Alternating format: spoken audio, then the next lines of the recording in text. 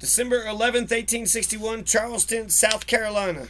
Charleston, South Carolina, already suffering from the federal blockade and facing a threat from the Union occupation of nearby Hilton Head, is struck by a disastrous fire that sweeps through its business district. That's 1861, very beginning, December 11th, 1861. You got the federal blockade, the Union occupation of Hilton Head's right there. And then guess what happens? Guess what happens now? A goddamn fire is going to fucking blow through Charleston. You should just go ahead and say your Confederate bullshit, racist bullshit is... I got a little... I'm looking at it. I can't... the fire goes right through the business district, right through the damn...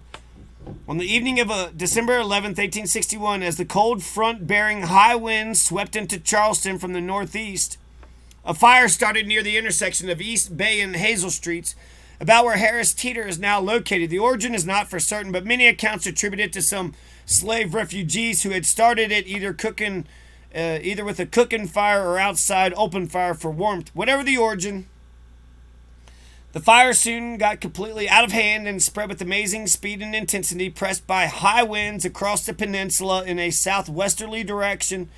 General Robert E. Lee was staying at the Mills House Hotel as he and some of his staff watched with alarm either from the front balcony or the roof as the fire approached their location rapidly. The general was hustled away to safety after he had helped a lady with her children and luggage, according to one count, and taken to the Edmundston Alston house on the East Battery. 14 houses on Queen Street were blown up to create a fire block and save the Marine and Roper hospitals. Damn. 14 houses on Queen Street were we gotta blow them up.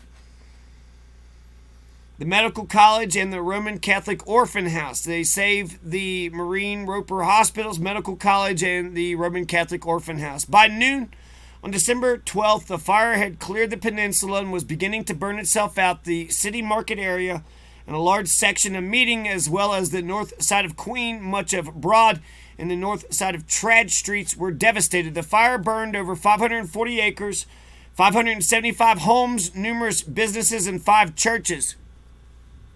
The cost in property was estimated to be between $5 million and $8 million. Officially, no deaths were recorded, but there may have been some. I read an account, however reliable, of a slave lady being ordered back into a burning house to retrieve some heirloom of her master's family and not re-emerging from the flames. Damn. Hope she ran out the back door. No, you got to get an heirloom. You got to go get the book from the thing. When you see the photos taken of Charleston in 1865, you see a devastated, ruined city. The impulse is to assume that the destruction in these photos were caused by the Union bombardment of the city for 545 days from 1863 to 1865, but that's not the case. The vast majority of the damage and destruction to Charleston during the Civil War was caused by the Great Fire of 1861, the worst in its history. So, damn. Not really self-inflicted, but the one fucking house got a fucking caught, and then the winds, that fucking wind just spread that fucking fire fast. So, shit. And, they're fighting against America. They're fighting for white supremacy and a bunch of fucking, to maintain slavery. So, yeah, and it's even better. I didn't know Robert E. Lee was there. Robert E. Lee was actually fucking there in Charleston, South Carolina when that fucking fire happened. So that's fantastic. And how convenient that they blamed it on the slave. Or a black person, right? It was probably a black person.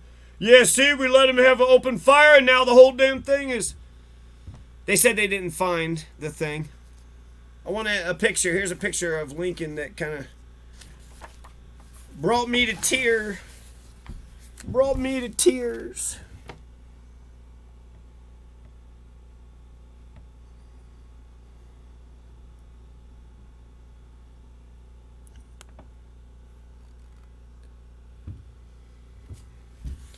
Cool guy.